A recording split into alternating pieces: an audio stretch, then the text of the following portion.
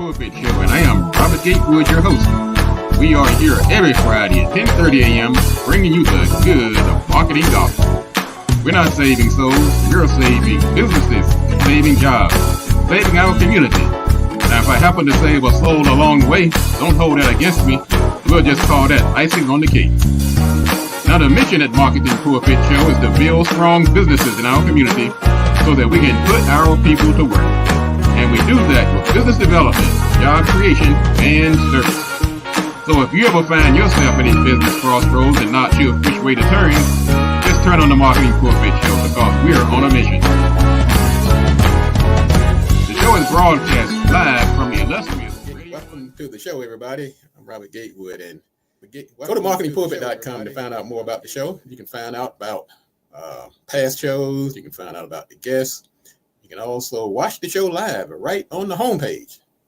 Go to marketingpulpit.com. This show is also broadcast on Radio 1, 95.9 FM and 1450 AM, WOL, which is celebrating another anniversary this month. You can also go to YouTube, and you can find the show on YouTube. You can also get it on Facebook, on LinkedIn, and Twitter, which is also known now as X.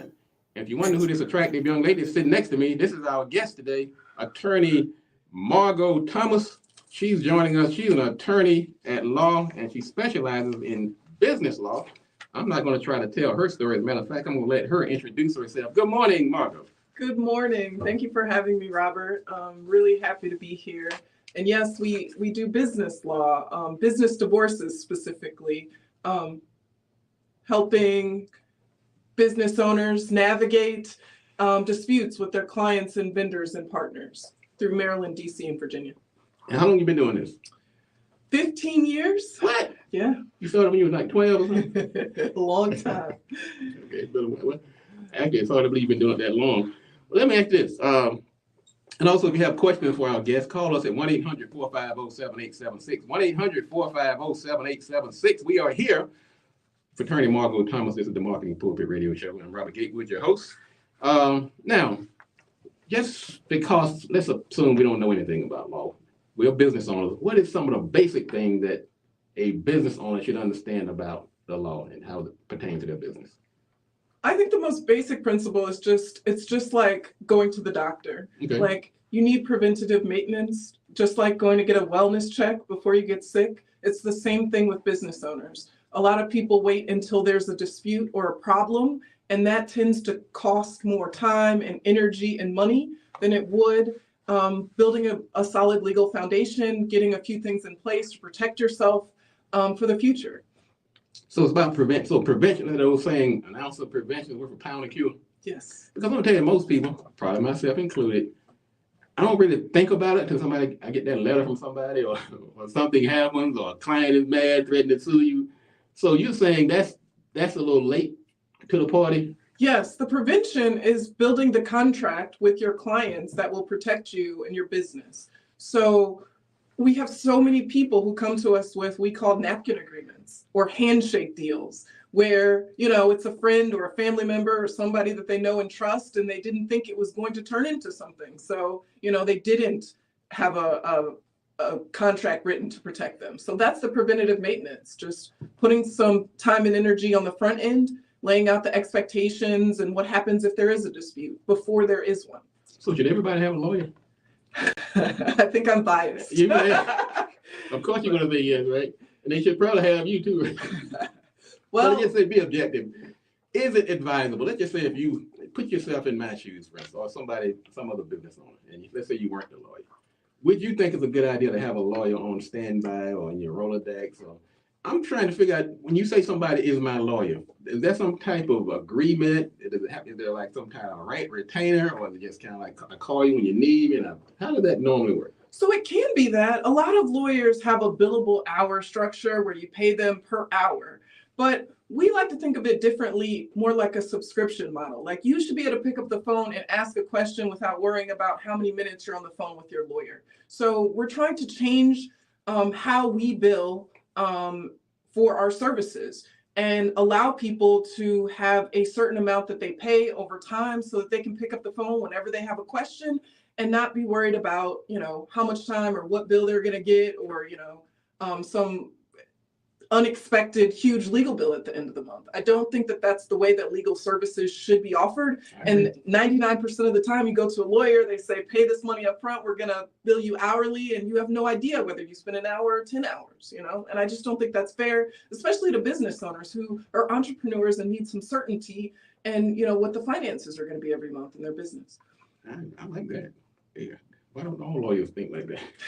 They're not you, right? Now, I hear the word litigation. There's certain things just send chills up your spine. You get that registered mail, or like I said, litigation, and you're a business owner, you're worried about paying the rent, you got payroll, and you think of litigation, you start thinking, this could be the end of my company. So is that litigation term as ominous as it sounds? It can be in certain circumstances, depending on what the dispute is and what the amount in dispute is. But there are a lot of avenues that we utilize all the time, like mediation, which is a situation where both parties buy into a resolution. So it's not somebody forcing a resolution on you, but it's you and the other side agreeing to something that is workable for both parties. It's usually less expensive, it's less time consuming, and because there's some buy-in, you feel better about the result at the end of the day. So we try to promote that in all of our cases if it's possible.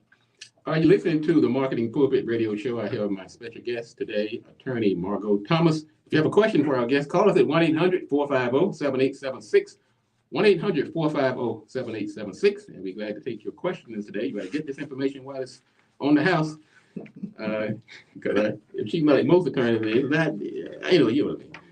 It's all relative, right? Money is relative, like what you're going to get in return. Because that you might pay somebody a certain amount of money an hour, but when you save them in the long term, could be pennies by comparison.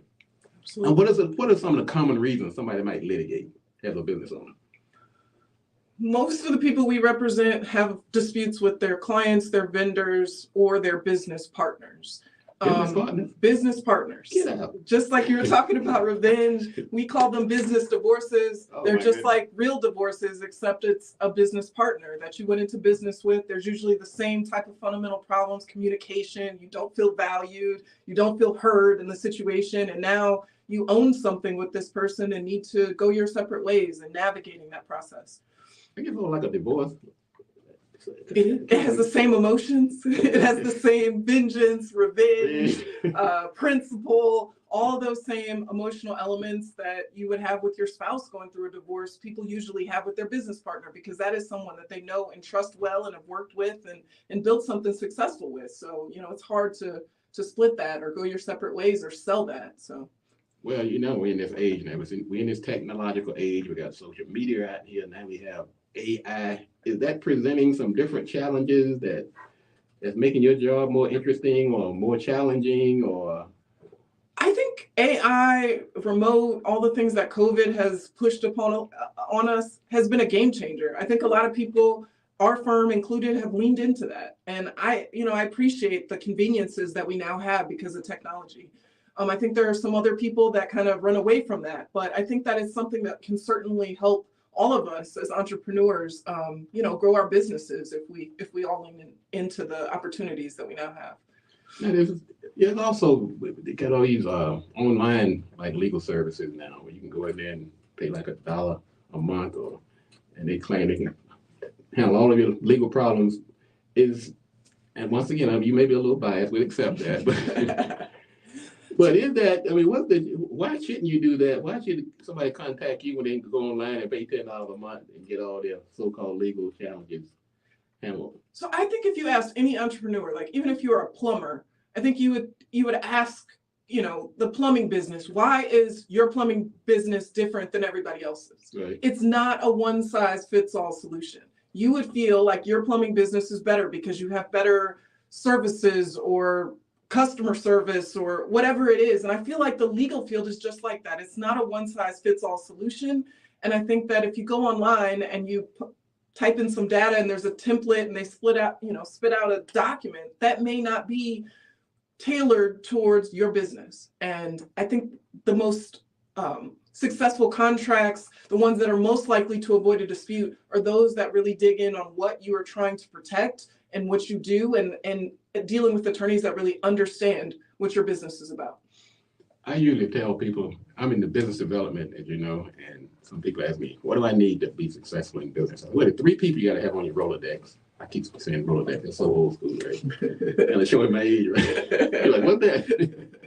Well, a Rolodex, everybody didn't know. Instead of having your phone, you had this paper thing with phone numbers on it. You flip it around and you can find people at your fingertips. A lot more convenient now, but I still use the term, so pardon me. But I'd say an attorney, an accountant, and a marketing person, not necessarily in that order. But some people, they tend to lean more into, it's just all over the place. What is it that can people afford an attorney? I know I was talking about the legal chill and all these other things out here, but do people need to refashion the way they're thinking in terms of their expenses? I mean, because I'm gonna tell you the truth, when I'm laying out my monthly bill, there's rarely a line item that says attorney. Is that the wrong way to think about it?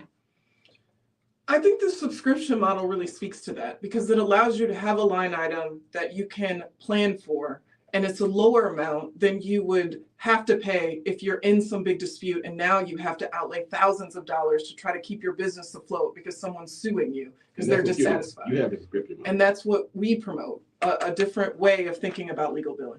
Well, I tell you what, if somebody wants to find out more about you or take advantage of your services, how can they reach you? You can reach us at 703-957-2577, or our website is thomaslawplc.com. We are all over LinkedIn and Facebook, so if you type in Margot Thomas, we should come up, and we'd be happy to speak with you about scaling your business and protecting your business. I think that was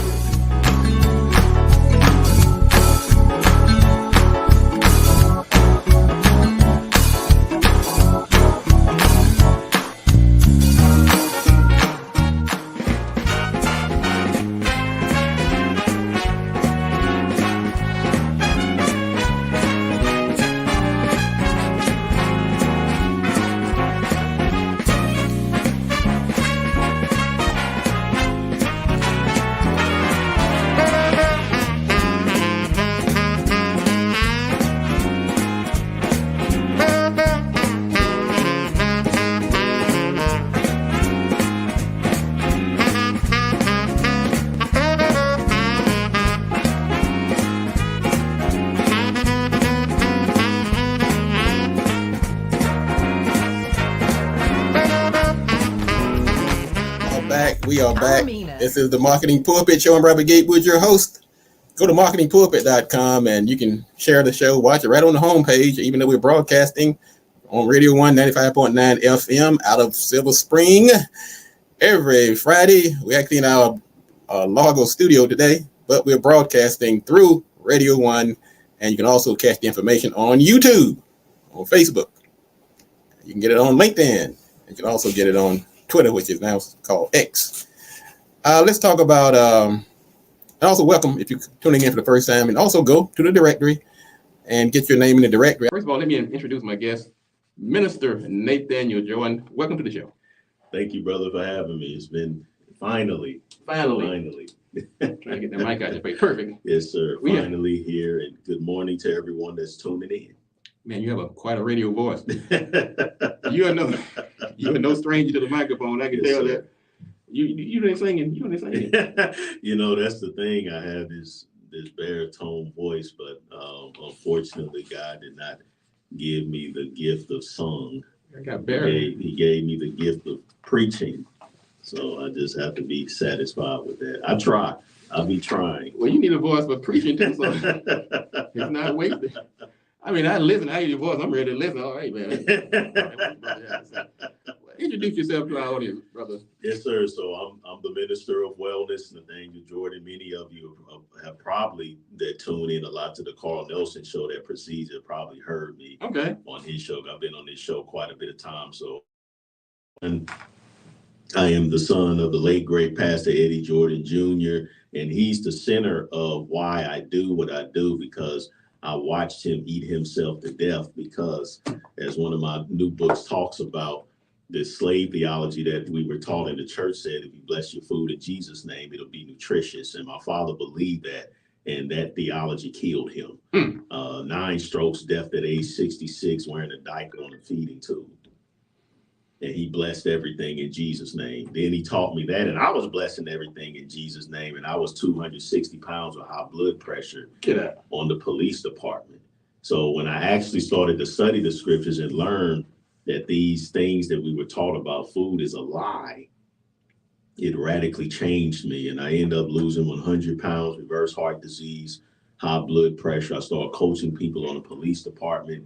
When my father passed away in 2015, God gave me the title, the Minister of Wellness. He spoke it to me in a vision and told me to quit my career as a police officer and to spend the rest of my life warning the body of Christ that we have turned food into an idol. But let me ask you this now.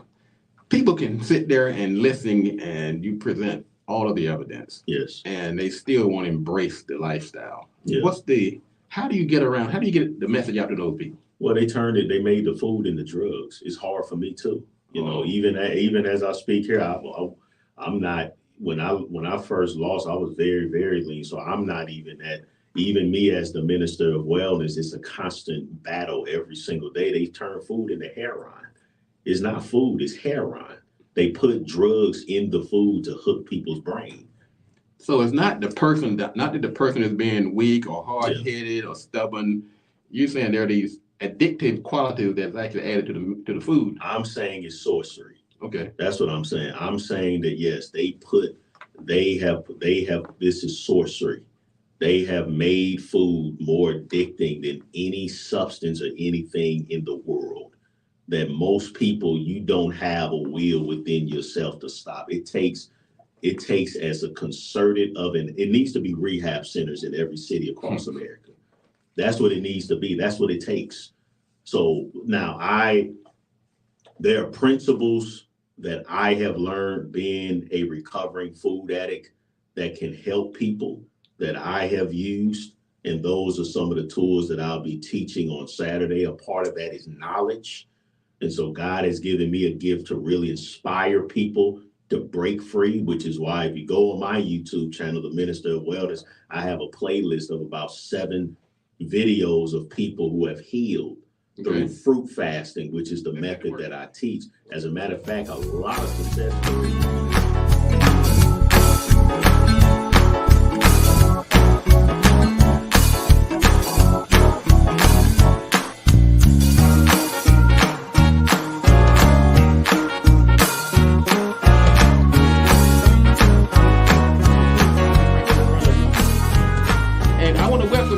Marketing Pulpit Show. Good morning, Liz. Good morning. Thank you so much. I'm excited. Let me get this mic out of your face so we can see you. All right. But really talking to, there you go. Perfect. Let me get it out of my face so I can see me too. All right. So let me, first of all, thank you for coming out on. I know you're a busy young lady. You got a lot going on. I checked you out, so I know you're busy. But you took the time because I feel like you, similarly to me, you're on a purpose. Yes. And you're not just doing this because it's something to do, but sounds like to me, with everything I've discovered about you, is that we have a lot in common. That's another reason that I invited you. And because also, as I was talking yesterday about business leadership, one of the foundational aspects of business leadership is you have to align your mission with like-minded people. So let me tell you, there's a lot of folks that ask to get on this show. Most don't make it. But when I saw what you were doing, it ties into my mission of building strong businesses in our community and putting our people to work. So you get a front row seat. And thank you again for coming out. So first of all, tell us, and we will take questions. If you have a question for our guests, call 1-800-450-7876, 1-800-450-7876. Now, in this Black Business Month, you made a good point that there are some unique challenges that face Black businesses. But before we get to that, tell us about you. Okay. All right. Well, thank you so much. I am glad to be able to be a part of this, especially Black Business Month. Hello. And so I'm going to tell everybody just a little bit about my journey, and I'm going to keep it quick. I started out my career actually with district government at the Office of Contracting and Procurement. Okay. And while I was there, it's really where I started to find out my true purpose. I saw that there were millions of dollars in contracts, but many of the minority-owned businesses just simply did not understand the process, the procurement process on how to, market their business to the government. And so it was from there that I knew that I needed to support minority-owned businesses, and especially businesses in some of the most underserved areas in the city. So I left, and then over the course of 3 years, I was able to work with hundreds of businesses and actually turn my business into a 7-figure award-winning agency. Wait a minute, you said 7 figures? Right, 1, 2, 3, 4. That's a lot of money. Congratulations on that, first of all. Wow, that's amazing. But the journey ain't over.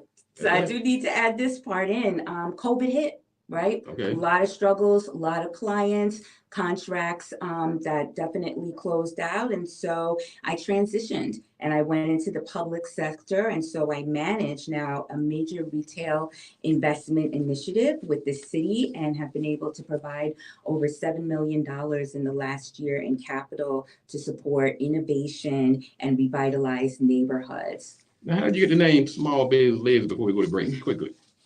Small Biz Liz is actually what the community started calling me. So that's a name that was homegrown by the businesses in the DC area, particularly in Ward 7 and 8. So they just named you Small Biz Liz, huh? They named me that. And I said, let's go with it because I'm about the small businesses. What we're going to do here in a second, we're in the midst of a Black History Month, Black Business Month.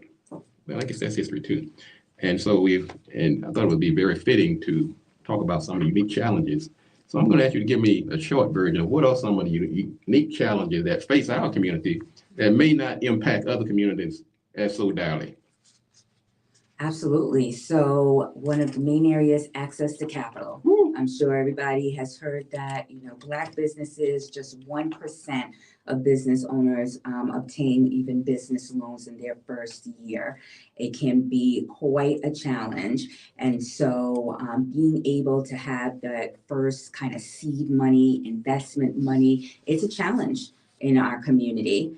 And that is one of the areas that, most of the Black businesses may not be able to survive without this in their first 18 months. Well, that's important because as I was speaking to my students yesterday, is that when you're doing, a lot of people don't realize that traditional advertising don't reach some of these vital stakeholders. And one of those vital stakeholders is access to capital and some other things. So those are barriers to entry. And if you're not laying down the foundation to reach those people, to get in the same room with them, that will become a problem. So my own little bit of advice to people who are trying to overcome some of these obstacles is to get out here and rub shoulders with some important stakeholders in the community. Absolutely. That's what I was going to say. Definitely. But networking is important. It is imperative, that you really are able to find your circles, be able to get your mentorship, especially because this is a process when you're developing your business, even when you're in your business, your network is everything. That's who's going to be able to support you. And especially when it's the trying times, the next thing I would say is the stress.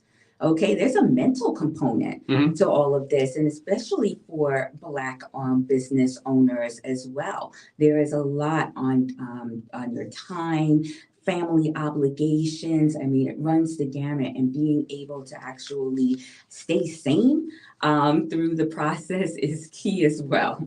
Amen. Now, what if you had to give somebody the short version today, and let's say we just take a holistic approach. Sure. What would be one thing you would tell them to do to overcome some of these challenges that are facing Black businesses? Seek out knowledge. Say that again to the people in the back. Seek out knowledge. Educate yourself. There are so many resources out there and free resources as well. And so there are mentors. You can get support from SCORE. You can look them up on score.org. There's SBA. There's even in the district, if you are building your business, getting employees, they will actually subsidize between 50 and 70% for you for your employees. And this is information that you may not know that can change your business. Educate, educate, educate. Well, like I said, I'm going to have to get you back. Let folks know how they can reach you. If you want to share some information and if they need any additional information on how to tackle some of these challenges. Absolutely. So definitely check me out on Instagram. It's Small Biz Liz, and send your questions, and I'd be more than happy to be able to send you some answers and keep the conversation going.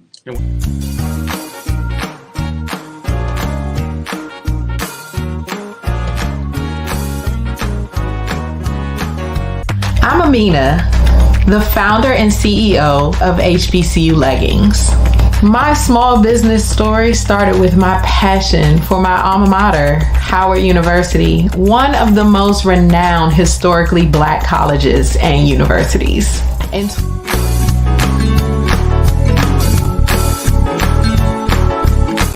If you're not networking right now, you are missing out because you need those relationships to succeed in business.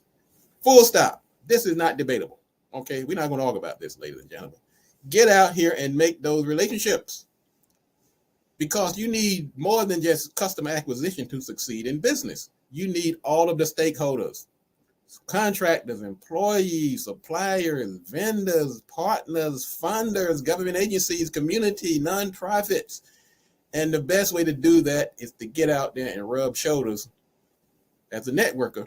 And we're going to be talking about that at the Employ Prince George. It's coming up on Tuesday. So you can go to marketingpulpit.com and find out more and how to register. And may not be up yet, but it'll be up before probably the weekend is over. And just check out the different courses. Also go to marketingpulpit.com. On the main website, I have all the courses I'm going to teach over in the right panel. And I have them lined all the way up to December. So thank you again. And let's talk about scaling your business. If you watch Shark Tank, you seen Mr. Wonderful and with the guy from Fubu, Damon, and the lady Lori, and the lady that does the real estate, and the guy, the Mark Cuban guy. These guys have a pocket full of money, and they're ready to spend that money on the right business, but that business has to be scalable. Now, most of us, when we start a business, we're not thinking about scalability. A lot of times we left our jobs, we're trying to make some money to pay that rent, get the baby some milk, put some rims on the car, whatever it is. We're not thinking about scalability. But maybe some of you should. And some of you, you're thinking scalability, but you don't have a scalable company. Okay. Now, maybe you have a business, what some people call a lifestyle company. And that's really most companies, probably under the sound of my voice. That means you can make a lot of money. You can hire people, you can set up multiple locations, but the business does not meet the scalability model. In the old days. Hey, my dad was a business owner though. I got this start when my dad was I was probably about 8 years old. He was a sharecropper. And he finally got a small business loan under the Johnson administration.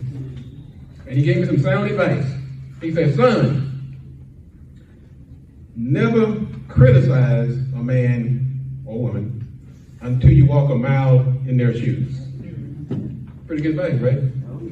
So of course, in my young voice, I said, Dad, why should I not criticize a man until I walk a mile in his shoes? He said, one, if they don't take criticism very well, you got a mile head start and you have his shoes.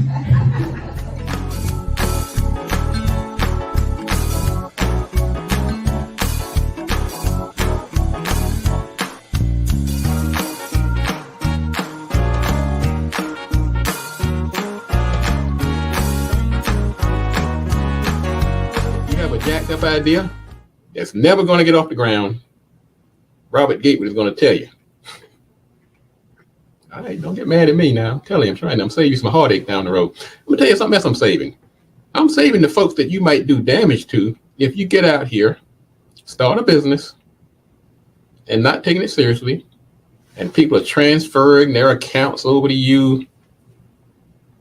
They're giving you their personal information, their financial information.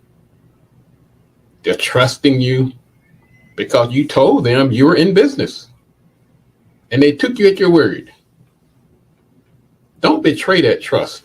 So if you're going to go into business, let's go into it the right way. If you're not sure, right here, Marketing Pulpit Show.